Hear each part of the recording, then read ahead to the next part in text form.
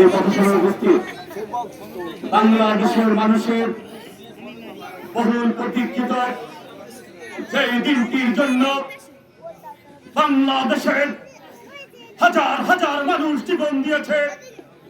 যেই দিনটির জন্য আমাদের মা সমতুল্য নেত্রী বেগম খালেদা জিয়া এবার কেয়ার হাসপাতালে মৃত্যুর সাথে পাঞ্জা লড়ছে। যেই দিনটির জন্য এদেশের অসংখ্য মা তার প্রিয় সন্তানের অপেক্ষা এখনো দিন নিবেদিত করছে। সেই প্রতীক্ষিত ক্ষণ তফসিল কিছুক্ষণ আগে ঘোষণা করা হয়েছে। আজকে আমাদের সবচেয়ে ভালো লাগতো যদি আমাদের মা সমতুল্য নেত্রী বেগম খালেদা জিয়া এই মুহূর্তে সুস্থ থাকতেন।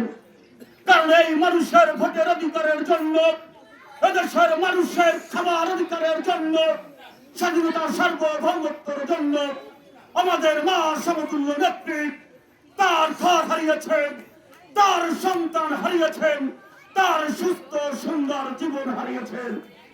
আপনাদের কাছে প্রিয়ের সাথে অনুরোধ করছি যে মানুষটি এই দেশের মানুষের জন্য তার সকল কিছু বিসর্জন দিয়েছেন, আপনারা তাকে ধানের শীষ মার্কায় একটি ভোট দিয়ে, কারণ তিনি তো অসুস্থ মানুষ।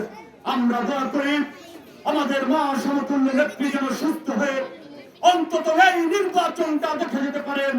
উনি যেন দেখে যেতে পারেন যে এই সন্তানটিকে অনির্বাণ সরকার মেরে ফেলতে চেয়েছিল, সেই সন্তানটি বাংলাদেশের মানুষের প্রত্যক্ষ ভোটে বাংলাদেশের প্রধানমন্ত্রী হয়েছেন।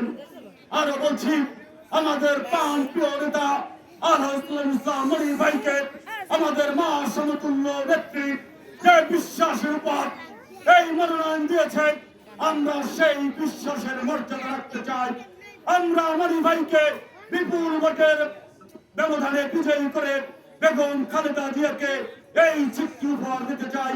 এই আশাবাদ ব্যক্ত করে আমি আমার সংক্ষিপ্ত বক্তব্য শেষ করছি। আসসালামু আলাইকুম ওয়া রাহমাতুল্লাহ।